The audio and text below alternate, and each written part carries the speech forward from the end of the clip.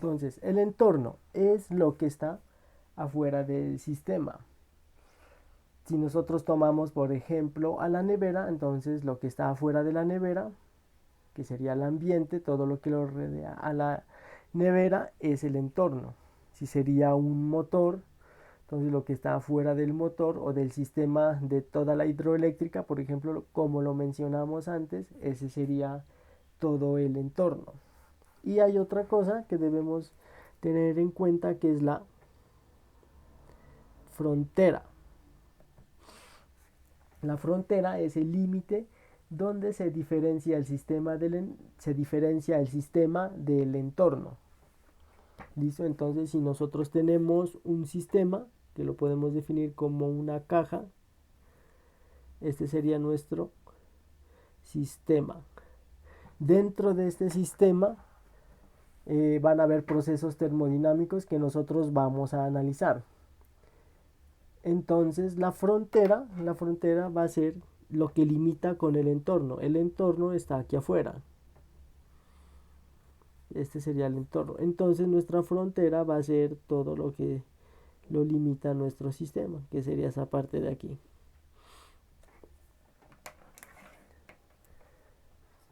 Entonces, cuando nosotros vamos a analizar, cuando ustedes como ingenieros analizan o realizan un proceso, diseñan una máquina, lo que primero deben hacer es cuál es el sistema, cuál es el objeto de estudio.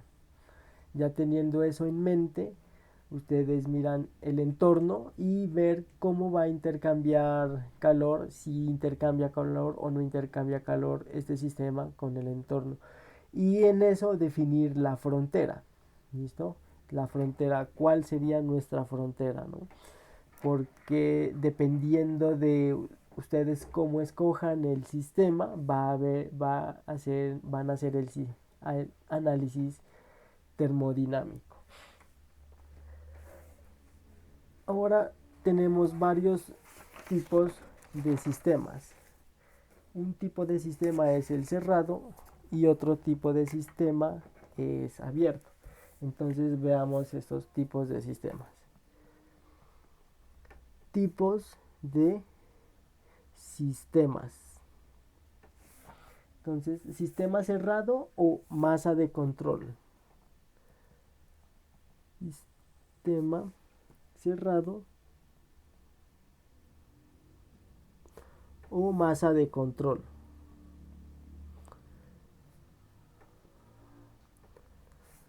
Y el otro tipo es volumen de control o sistema abierto.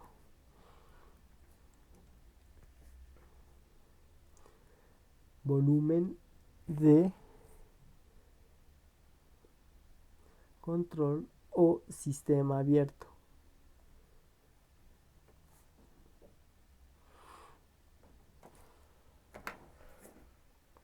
Entonces, ¿qué es un sistema cerrado? En un sistema cerrado tenemos una cantidad de materia fija.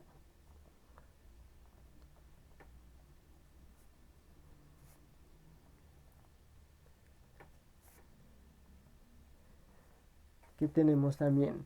Es un sistema aislado. No hay interacción con el entorno.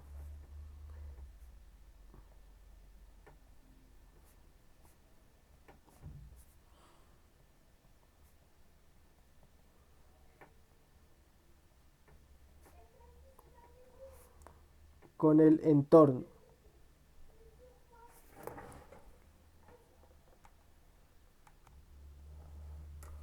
Es aislado y no hay interacción con el entorno. Ahora, en un sistema abierto o un volumen de control, pues como pueden mirar, es lo contrario, ¿cierto? Entonces puede fluir masa. En esa parte podemos ver que puede fluir masa.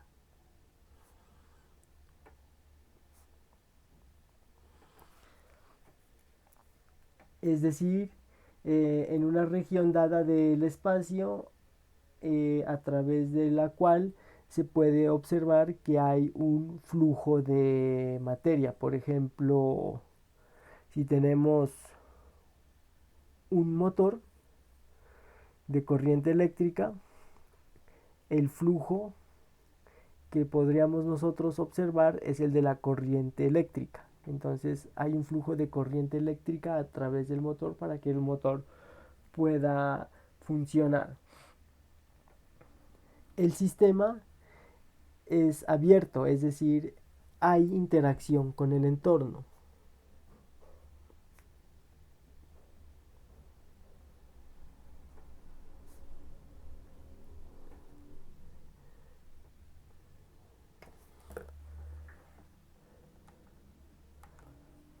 Vamos a ver un par de ejemplos. Por ejemplo, tenemos aquí lo que se había dicho, el sistema o dispositivo cilindro-pistón. Si tenemos aquí un dispositivo cilindro-pistón donde tenemos aquí un gas encerrado y este pistón sube y baja de alguna manera. Entonces, nuestra frontera o superficie de control, lo que nos interesa a nosotros sería el gas encerrado que está aquí. El gas. Ese sería un sistema cerrado. ¿Listo? Entonces va a haber una compresión y una expansión del gas. Como es cerrado, no va a haber un intercambio de flujo. Por otro lado, nosotros podemos poner como ejemplo de un sistema abierto a una turbina. Por ejemplo, tenemos aquí, podemos escoger una turbina de avión. Tenemos aquí la turbina, ¿sí? Y aquí estaría la tobera. Dentro de la turbina hay muchas hélices que hacen que el aire se comprima. Entonces, este sería el eje de la turbina. Aquí habría una entrada de aire, este es un flujo de aire, y aquí habría una salida de aire comprimido. Aquí habrían cambios de presión y una entrada y una salida de aire comprimido. Y nuestro sistema sería toda esa turbina. Entonces, tendríamos que este sería nuestro sistema. Listo, encerrado por la frontera. Ahora,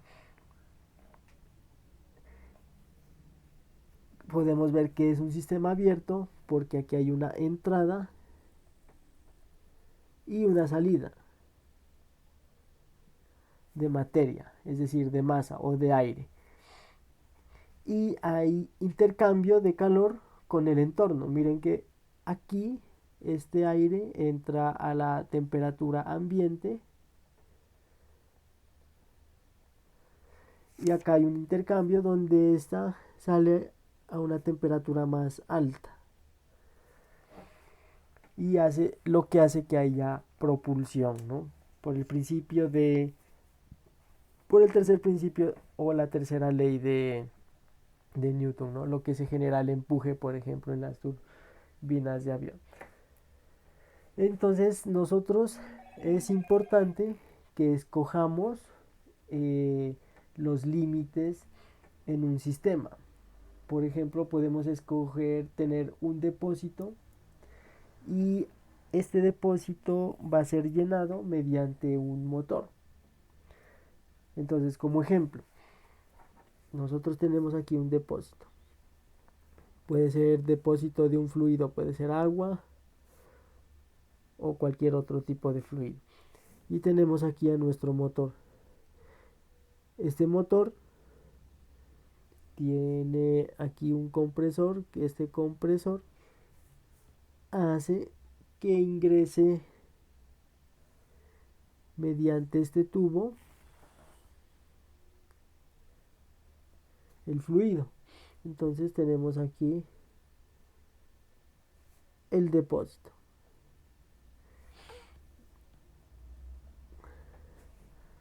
Este es nuestro motor.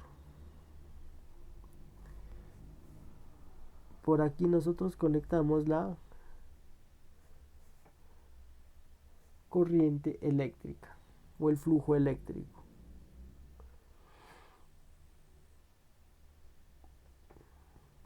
¿Cómo debemos de escoger ahora nuestros límites? Miren que el compresor toma aire. Tiene aquí un tubo para una también entrada de aire. Entonces, ¿cómo de nosotros debíamos escoger los límites en este sistema? Miren que ahora el sistema se compone de tres aparatos, ¿no? Y también este conector que sería el tubo. Entonces, bueno, nosotros podemos escoger nuestros límites.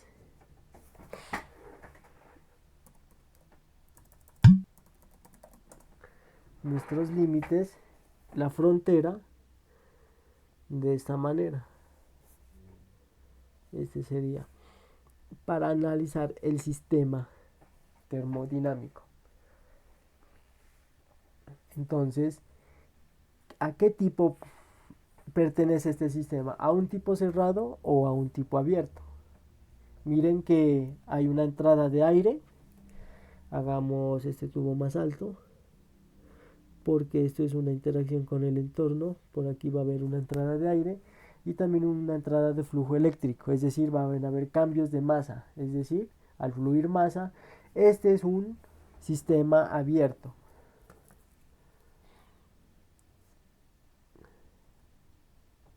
Este es un sistema abierto.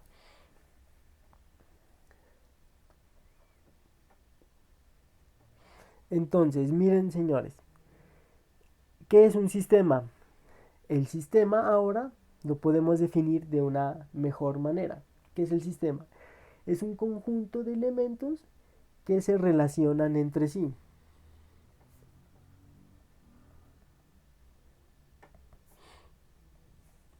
Es un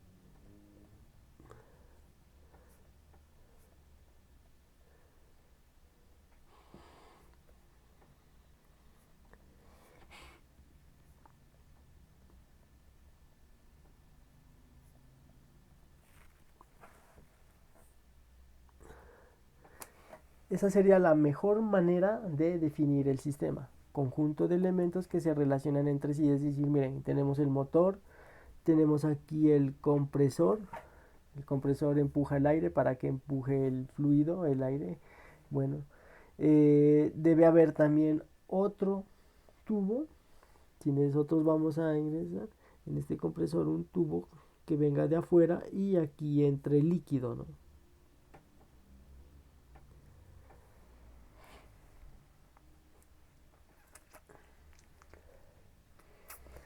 Tenemos el depósito, el tubo, el motor y las entradas de líquido y de entrada de aire. Eso sería el sistema entonces. Es un conjunto de elementos que se relacionan entre sí.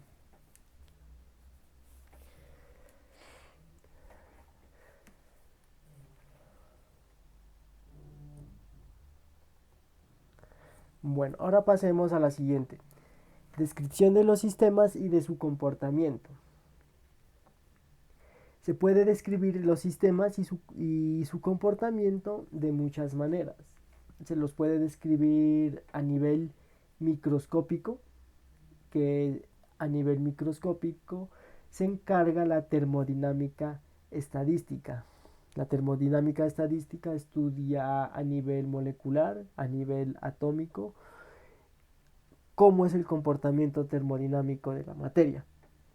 Y está la termodinámica clásica. En la termodinámica clásica nosotros estudiamos los sistemas a nivel macroscópico. Nosotros no nos vamos a meter con la termodinámica estadística. Vamos a seguir con algunos conceptos de la termodinámica clásica a nivel macroscópico. Entonces, para describir los sistemas nosotros necesitamos conocer qué propiedades tiene la materia, en qué estado se encuentra la materia y cómo son los procesos. Es decir, necesitamos nosotros definir qué es la propiedad de la materia, las propiedades, en qué estado se encuentra, cómo definimos el estado del sistema y cómo es el proceso para que cambie, ¿no? Para que cambie de un estado a otro estado. Proceso. Entonces, ¿qué es la propiedad? ¿Para qué se usa la propiedad? Se usa para describir el sistema.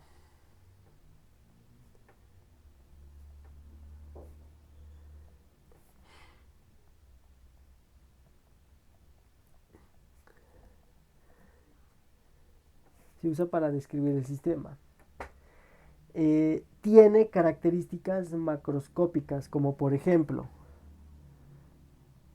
la masa, el volumen, la energía, la presión.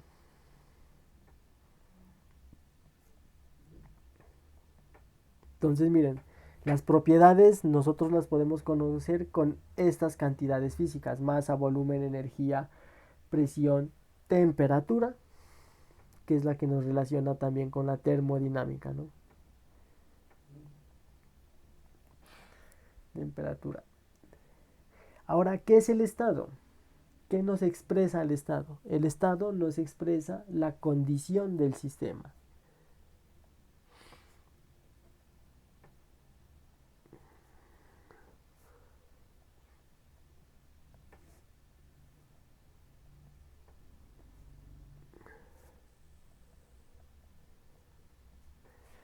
¿Qué más, ¿Qué más nos puede decir el estado? ¿Cómo se relaciona un estado? Entonces, el estado nos da algunas relaciones entre las propiedades, ¿no? Como por ejemplo la masa, el volumen, la energía. Entonces nos da algunos tipos de ecuaciones. ¿Y qué es el proceso? Proceso es cuando eh, el sistema va de un estado a otro. Entonces nosotros vamos a definir el proceso como un cambio de estado.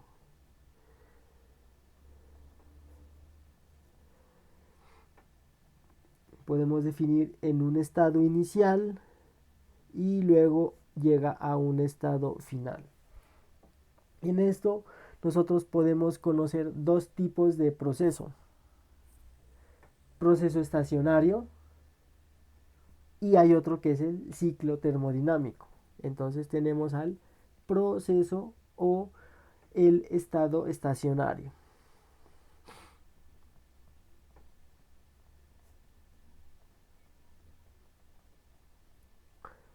¿Qué podríamos nosotros entender por un estado estacionario? Es decir, cuando las propiedades no cambian en un intervalo de tiempo.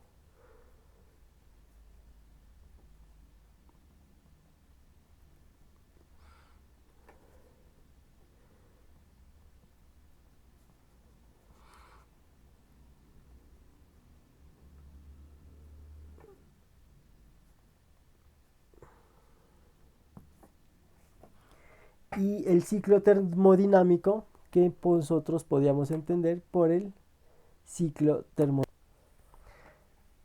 Entonces, el ciclo termodinámico. El ciclo termodinámico es una secuencia de procesos, es decir, tenemos un estado inicial, va a otro estado, va a otro estado, así sucesivamente a los diferentes estados que tenemos y termina en el mismo estado, es decir, empieza en un estado, va a otro, sigue a otro, hasta llegar otra vez al mismo estado. A eso se le conoce como un ciclo termodinámico. Entonces vamos a entenderlo un poco más lo que es el proceso. Entonces les había dicho, empieza en un estado inicial y este va a un estado final. El estado inicial está definido por propiedades.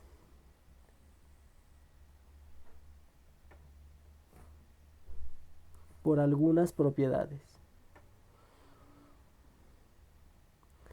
Igual el estado final, ¿no? Lo definimos por estas mismas propiedades, pero han cambiado, ¿no? Hay un cambio de las propiedades.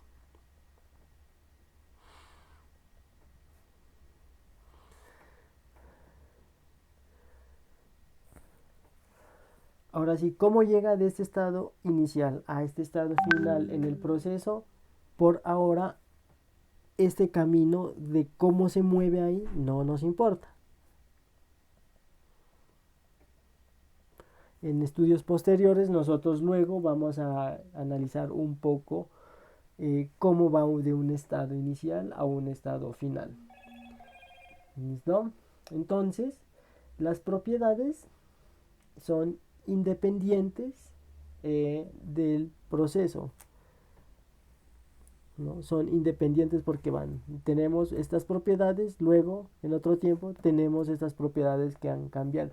Es decir, es independiente de cómo se llegue a ese estado inicial y se llegue a ese estado final. Es independiente del proceso.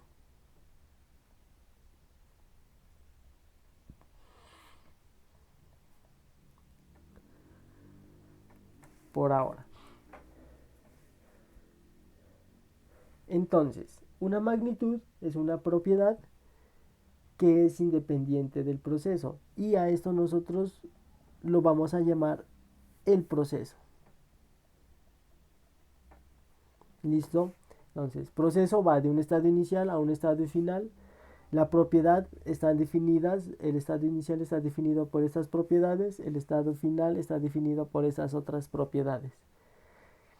Cuando va de un estado inicial a un estado final, las propiedades han cambiado.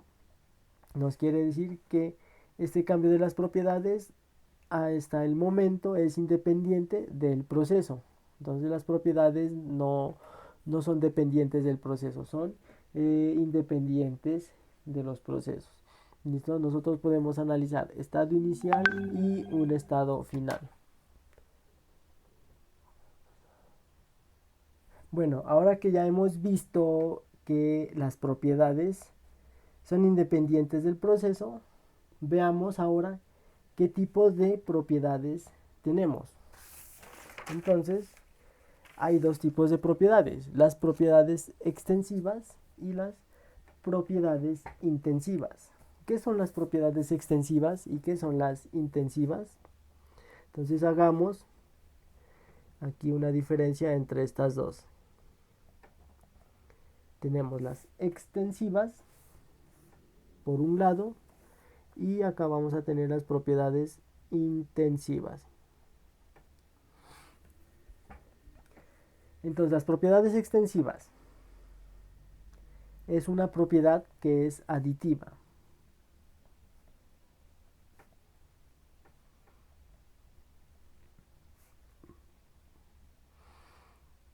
Es una propiedad aditiva como por ejemplo ¿cuál? La masa, el volumen, la energía. ¿Por qué son aditivas esas? Masa, volumen, la energía. La masa, por ejemplo, si ustedes cargan, no sé, un bloque, un ladrillo, van a hacer un gasto de energía. Bueno, luego esa sería, la masa sería una medida. Digamos que sean 3 kilos. Luego ustedes tienen dos bloques. Entonces para mover dos bloques van a sumar los dos bloques. Serían 3 y 3, 6 kilos. Lo que necesitan mover ahora van a ser 6 kilos. Y el volumen también se va a duplicar. Y también van a duplicar el gasto de energía para mover esa masa. Entonces, como se pueden dar cuenta, si ustedes siguen adicionando bloques, el gasto de energía también se va a sumar, el volumen también se hace más grande, la masa también se hace más grande. Es decir, a esto se le conoce como propiedades aditivas. Estas pueden cambiar con el tiempo, como se pueden dar cuenta. Pueden cambiar con el tiempo.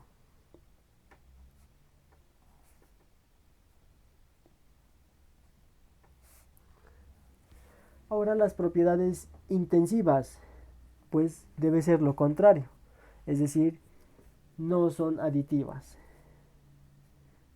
¿Qué propiedades no son aditivas?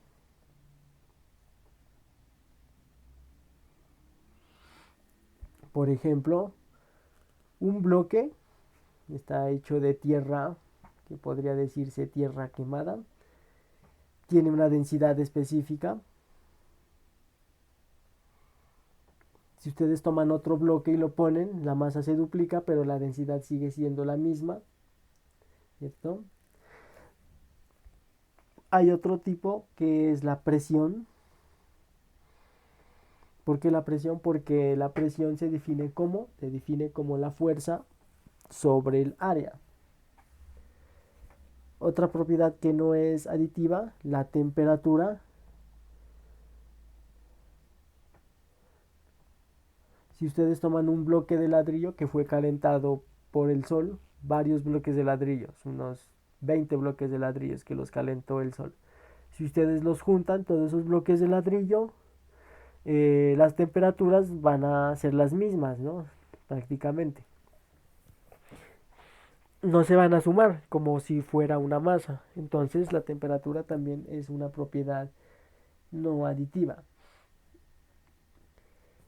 Pero estas propiedades pueden ser función de la posición y del tiempo.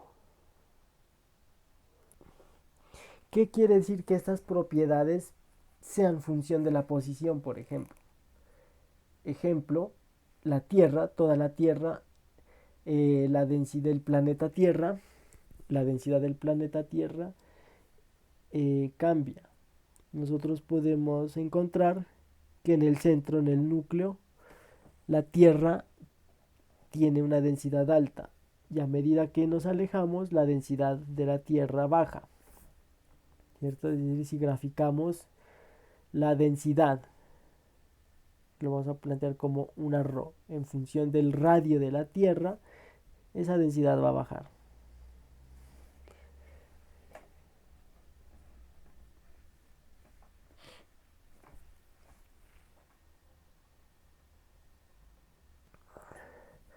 Otro ejemplo, siguiendo con los ladrillos, sería, por ejemplo, la presión.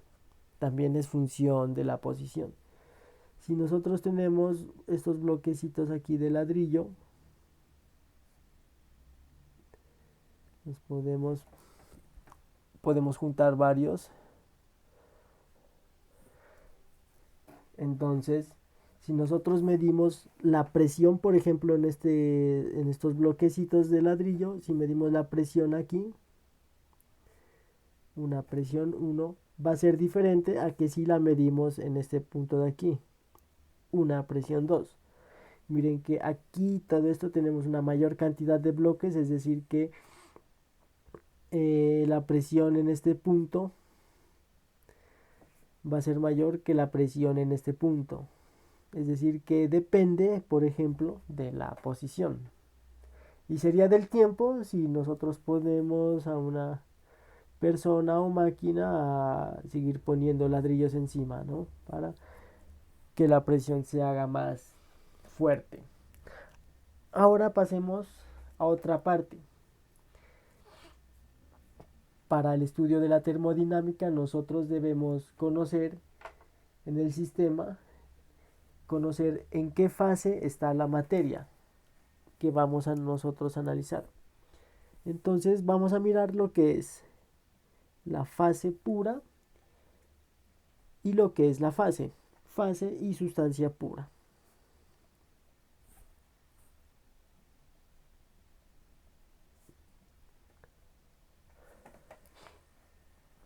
Entonces ustedes, como ya han mirado la fase, hay tres tipos de fase muy conocidos, que es la sólida, la líquida y gaseosa.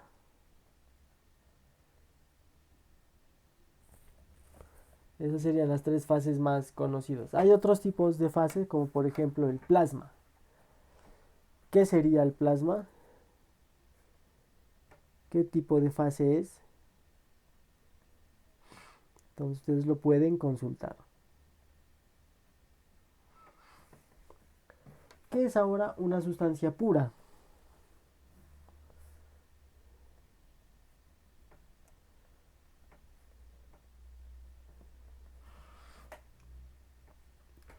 es una sustancia uniforme e invariable en su composición.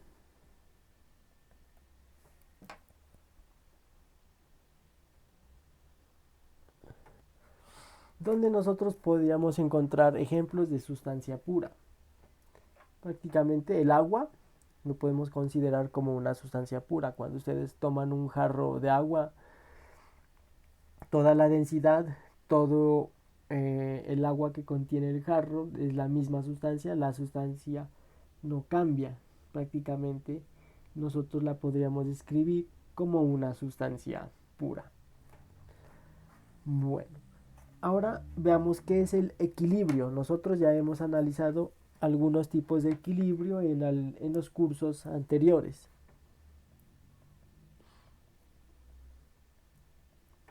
El primer equilibrio que nosotros analizamos fue el mecánico. ¿A qué se refiere el equilibrio mecánico? El equilibrio mecánico se refiere a que la sumatoria de todas las fuerzas es igual a cero, ¿cierto? Cuando nosotros poníamos un cuerpo y decíamos el cuerpo está en equilibrio. ¿Qué significa que está en equilibrio? Que está quieto con relación a nosotros, no hay aceleración, o que la velocidad es constante, igual no hay aceleración. Hay otro tipo de equilibrio que es el térmico. ¿Qué significa que esté en equilibrio térmico? En equilibrio térmico significa equilibrio térmico. Entonces, se describe por una propiedad, la cual es la temperatura, que significa entonces que mediante los instrumentos que nos dicen cuál es su temperatura, que vamos a ver más adelante cuáles son esas escalas de temperatura, esta propiedad no va a cambiar. Entonces, si esta propiedad no cambia, significa que está en equilibrio térmico.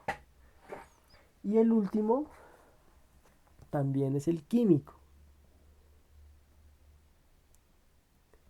¿Qué nos dice el equilibrio químico? El equilibrio químico entonces nos quiere decir que es el equilibrio de fases. Es decir, que las propiedades de la materia, moléculas, átomos, no va a cambiar. Ese sería el equilibrio químico. Ahora sí,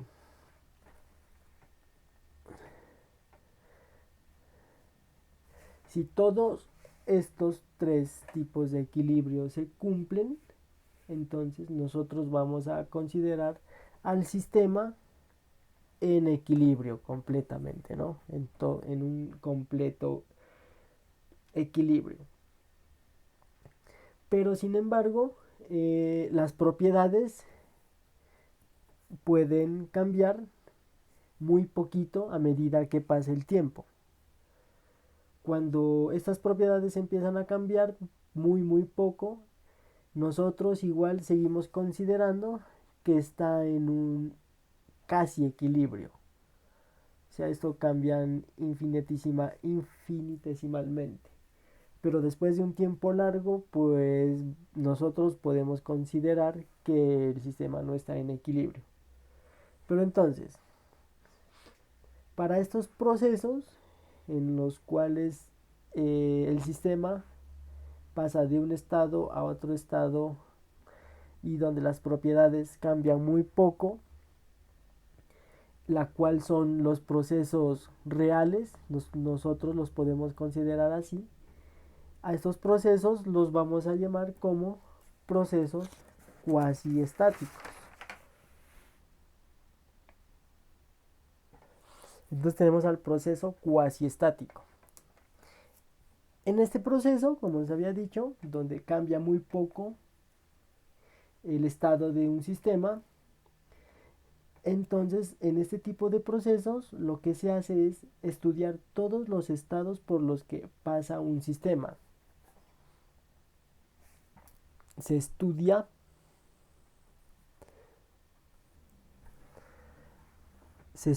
todos los estados por los que pasa un sistema. en un modo infinitesimal. Y en el proceso real solo se conoce el estado inicial y solo se conoce el estado final. ¿Listo? Nosotros podríamos dar ejemplos de proceso cuasi estático o proceso real.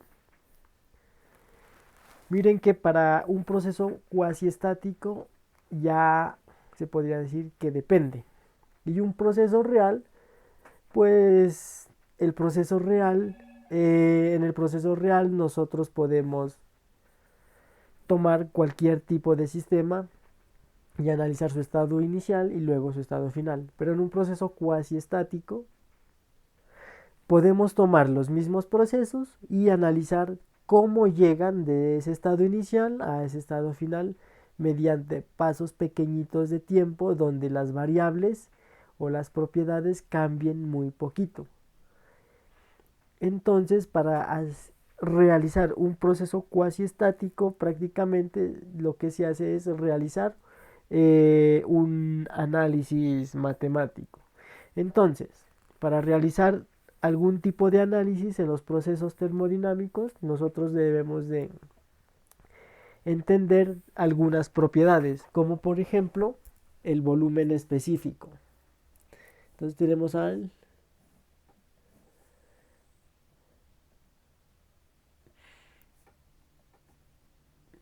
específico. ¿Qué es el volumen específico? El volumen específico, que lo podemos simbolizar con la letra nu, va a ser equivalente a 1 sobre la densidad. Es el inverso de la densidad. ¿Qué tipo de propiedad es? Es una propiedad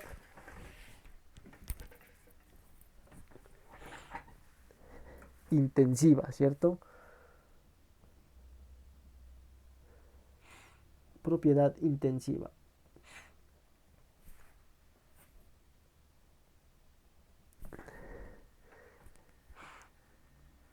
¿Qué más, qué otra propiedad nosotros podemos definir? Podemos definir la base molar.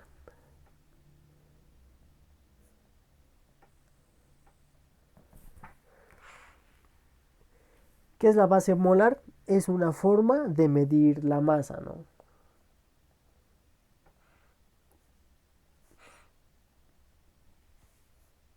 De medir la masa. Matemáticamente, ¿cómo la vamos a definir?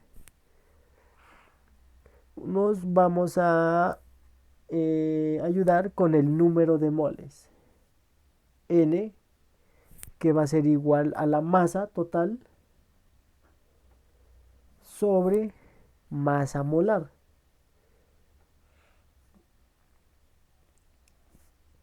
Esto representa número de moles. Y entonces abreviadamente lo podemos nosotros expresar como M sobre M. Nosotros, ¿cómo obtenemos estos valores? Hay valores de masa molar, etcétera, número de moles. Eso los encontramos en tablas. Entonces, en el libro que para esta parte de termodinámica, en el libro vamos a encontrar la tabla A1. En esa tabla nosotros nos encontramos algunos valores específicos para diferentes tipos de materiales.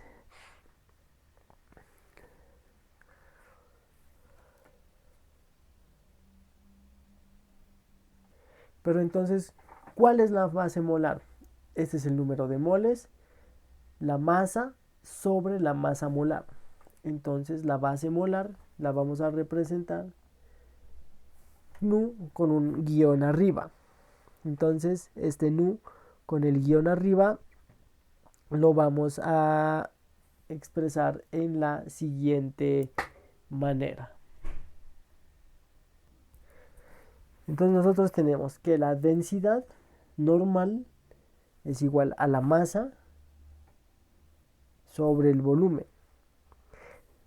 También tenemos que el volumen específico es el contrario, es decir, volumen sobre masa. también podemos encontrar que la masa es igual al número de moles por la masa molar. Ahora entonces la base molar nosotros la podemos representar como el volumen específico por la masa molar. A este se le conoce como base molar. Y las unidades serían el kilomol, sería la libra por mol,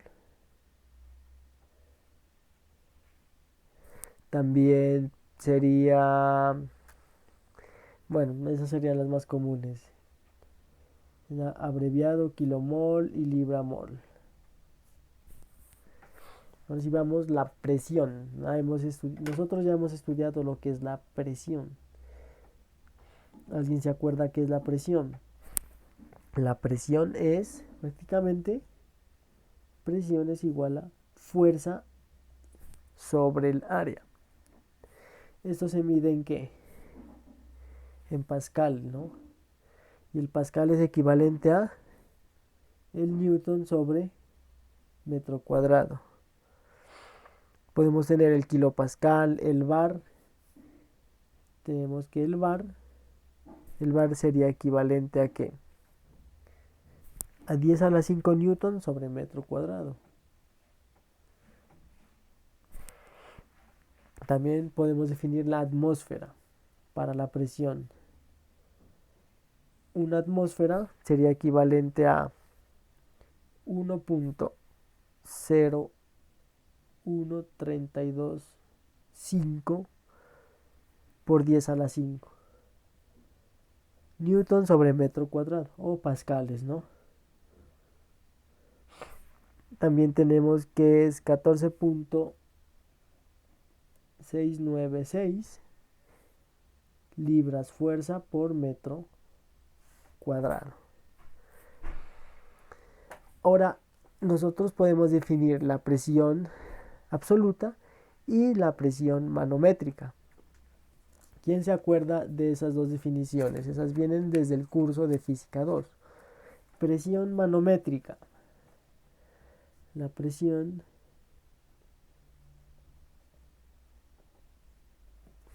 manométrica la podemos definir como la presión absoluta menos la presión atmosférica. Sería la presión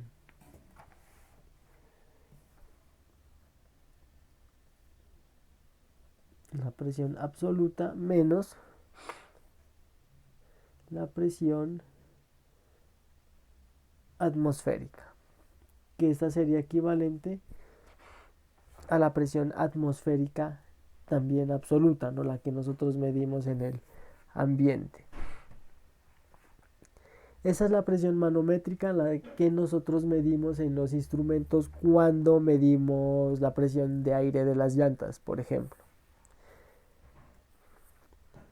Esa es la forma de medir la presión. Ahora lo que más nos interesa, ¿cómo nosotros medimos la temperatura? Vamos a ver ahora medidas de temperatura. Entonces, para la medida de la temperatura, nosotros vamos a entender la noción de lo que es el calor y lo que es el frío. Y vamos a partir desde el equilibrio termodinámico. Entonces, el equilibrio térmico.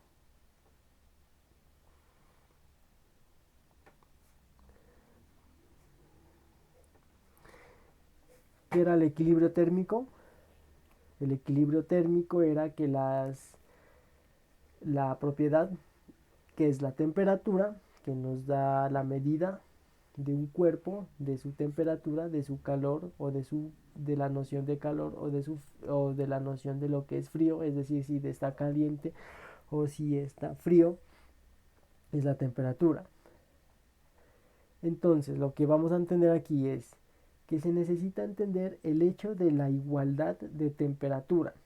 Esta temperatura es la propiedad que no va a cambiar. Entonces vamos a partir de un ejemplo y es el siguiente. Tenemos dos cuerpos. Este sería un cuerpo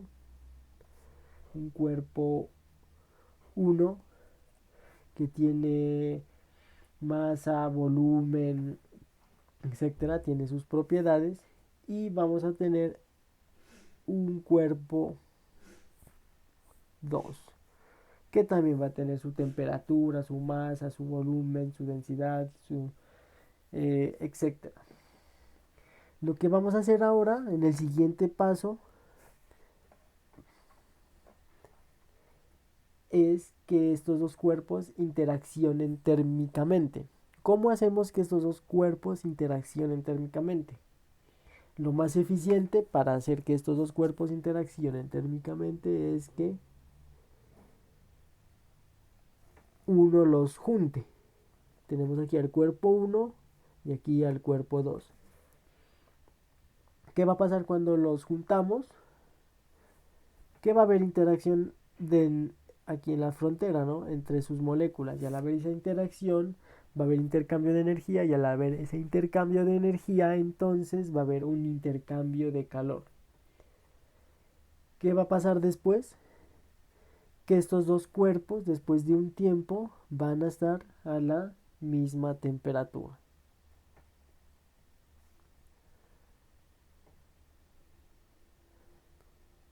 Entonces, ¿qué es lo que hace un termómetro? Nosotros, si nos queremos medir la temperatura, tomamos nuestro termómetro, nos lo arrimamos a nuestro cuerpo y esperamos un rato. Estamos poniendo dos cuerpos en contacto, ¿no? Un cuerpo sería el termómetro, el otro cuerpo sería nosotros. Cuando los dos se equilibren, van a tener la misma temperatura.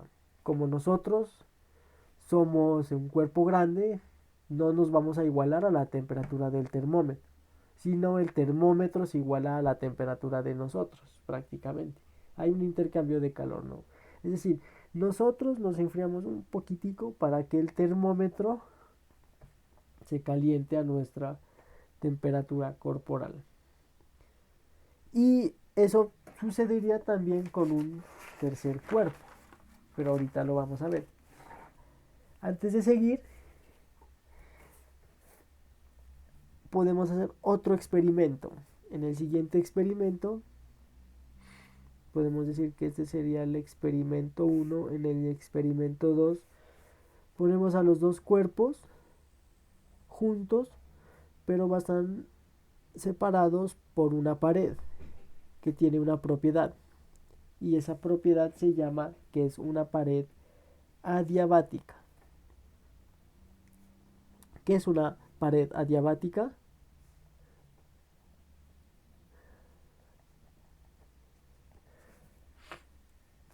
Puede estar hecha de poliestireno. ¿Saben qué es el poliestireno? El poliestireno, por ejemplo, es el icopor, que lo usamos en las neveras de icopor. ¿Para qué utilizamos esas neveras de icopor?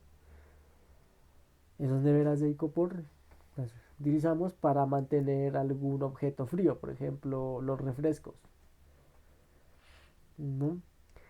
Entonces, prácticamente esta pared adiabática lo que va a hacer es aislar a estos dos cuerpos. Este va a estar a la temperatura 1 y este va a estar a la temperatura 2. No va a haber intercambio.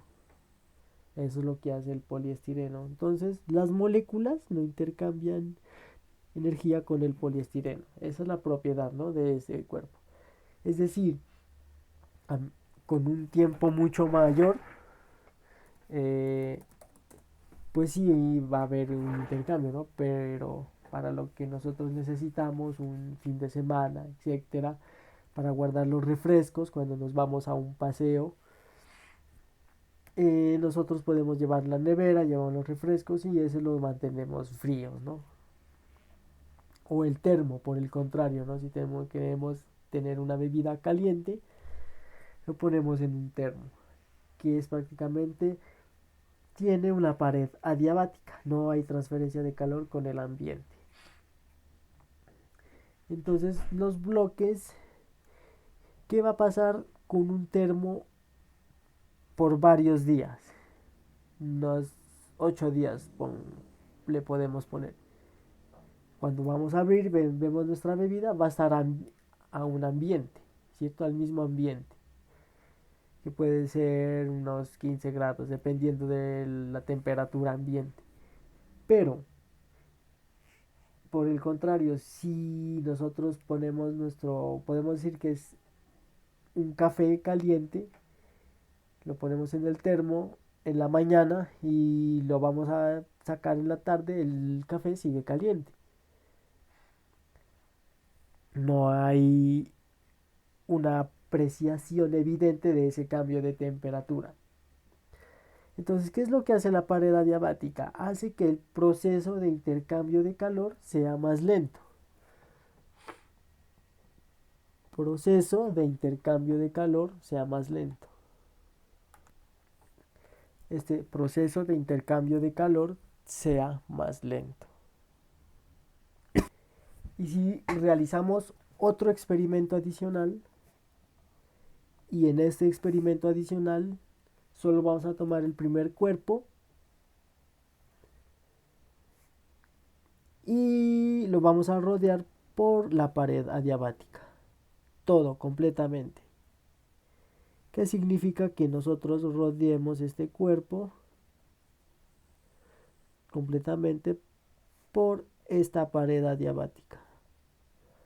Que este cuerpo no va a tener un intercambio. Y evidentemente,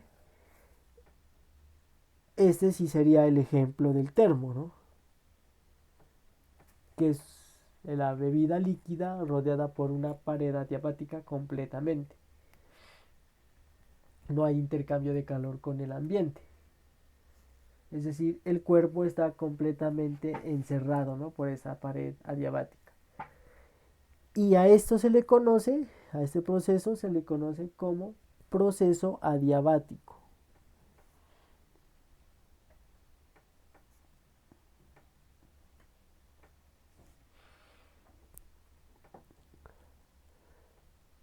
El proceso adiabático. ¿Qué significa? Entonces nosotros tenemos nuestra bebida caliente en el termo. Este termo se va a enfriar muy muy lentamente. De aquí a unos 5 o 8 días, dependiendo de la calidad del termo, nuestra bebida va a estar fría, no va a estar caliente. Si nosotros dejamos nuestro café, por ejemplo, en la taza, el café en cuestión de una hora, por ejemplo, por mucho, va a estar frío. ¿Qué hace entonces la pared adiabática? Hace que el proceso de intercambio de calor sea más lento, cuando está, por ejemplo, completamente cerrado. ¿Qué significa entonces? Que los cambios de temperatura son muy pequeños. Y entonces eso significa que que un cuerpo con una pared adiabática, también el proceso lo podemos considerar como isotérmico. ¿Qué significa isotérmico? Temperatura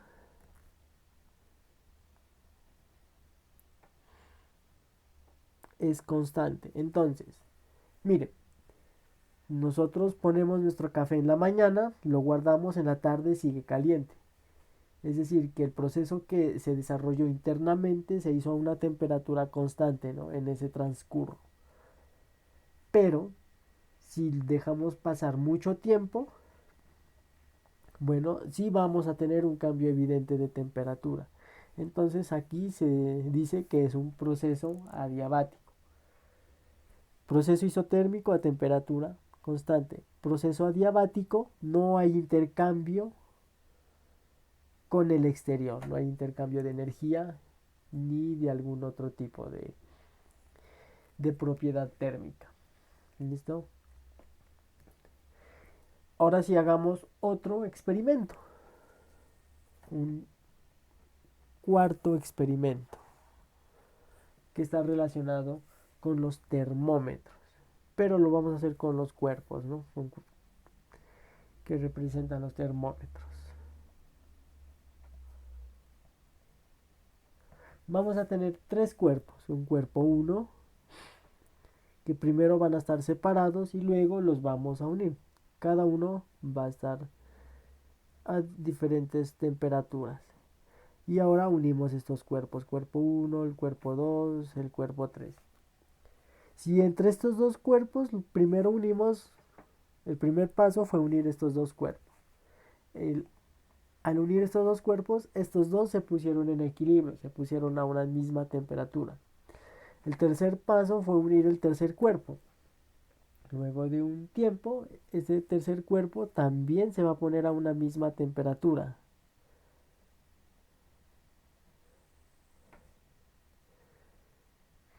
Si hacemos, si hacemos lo siguiente, poner otro cuerpo, ese otro cuerpo también se va a equilibrar a la misma temperatura y así sucesivamente. ¿Por qué se equilibran estos cuerpos? Bueno, eso ya es cuestión de la materia, ¿no? De las propiedades de la materia y del comportamiento molecular y atómico de estos materiales.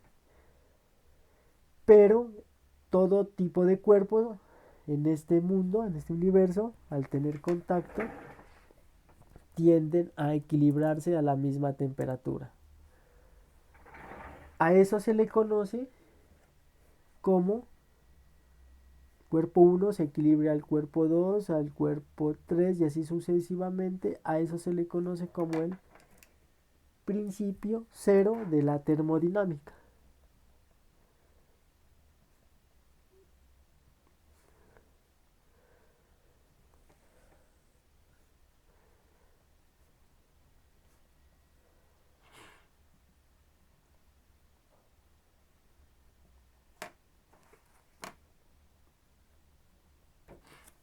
Ese es el conocido principio cero de la termodinámica.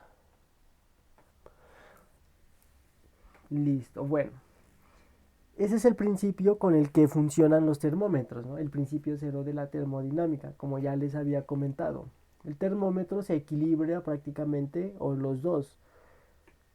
Por ejemplo, si yo me tomo la temperatura, el termómetro y yo nos vamos a equilibrar a esa misma temperatura que estamos con el prácticamente los dos.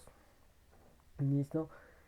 Ahora vamos a ver las escalas de temperatura. Ustedes saben que hay diferentes escalas de temperatura, como la que medimos en grados centígrados, en grados Fahrenheit, Rankine, Kelvin, etcétera.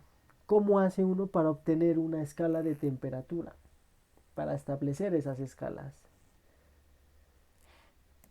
Para establecer las escalas de temperatura se usa el punto triple del agua, por ejemplo, o el punto triple de cualquier otra sustancia.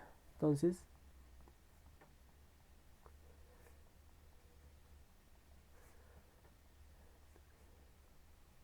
de una sustancia, por ejemplo, el agua. ¿Qué es el punto triple? Ustedes consultan qué es el punto triple. Es un punto donde puede existir vapor, hielo y líquido al mismo tiempo.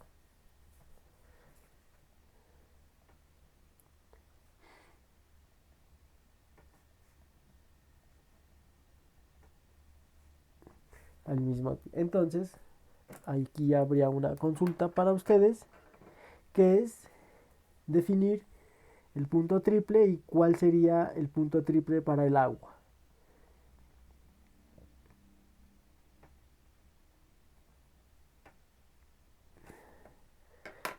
¿Qué valor tiene? Investigar o consultar cuál es el punto triple de otro tipo de sustancia. Lo pueden buscar en internet. Por ejemplo, no sé, el mercurio, etcétera. Y al definir estas escalas de temperatura, uno encuentra, o los científicos han encontrado, diferentes relaciones entre estas escalas de temperatura. Por ejemplo, para establecer la escala de temperatura del gas, uno relaciona la temperatura y una constante por la escala de temperatura o el número que representa el punto triple. Luego de hacer unos experimentos, eh, las escalas de temperatura se pueden relacionar, por ejemplo, la escala Kelvin con la escala centígrados. Entonces la temperatura en grados centígrados va a ser igual a la temperatura en grados Kelvin menos 273.15. Este es un valor constante. Puedes encontrar que la temperatura en grados Rankine va a ser igual a 1.8 por la temperatura en grados Kelvin. Que la temperatura en grados Fahrenheit va a ser igual a la temperatura en grados Rankine menos 459.67. Entonces C nos quiere decir que es la escala Celsius.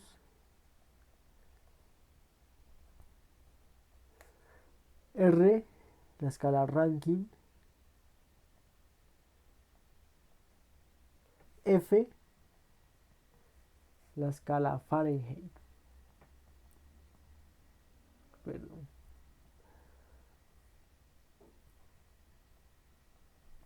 Fahrenheit. Entonces, la escala Kelvin. Vamos a ver qué es la escala Kelvin. Tiene una importancia.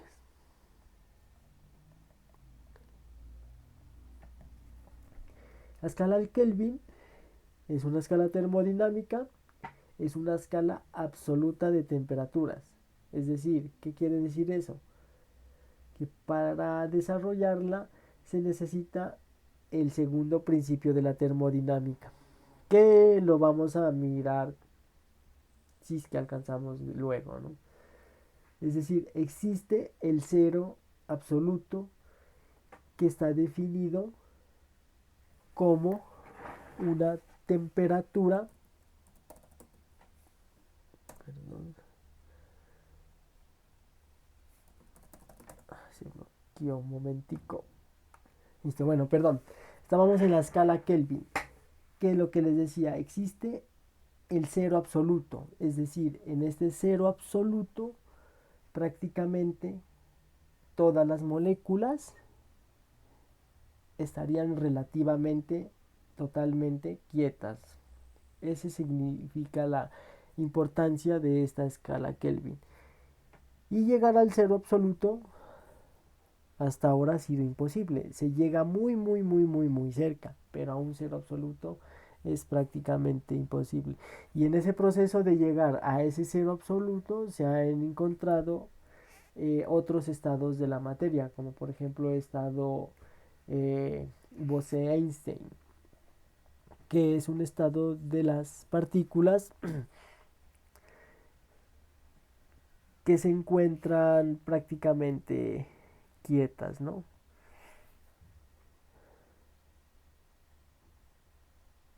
Bueno, muchachos, esta sería la primera parte, donde hemos visto solo puras definiciones. En clase vamos a desarrollar algunos ejemplos prácticos para, para entender un poco más estas definiciones. Muchas gracias.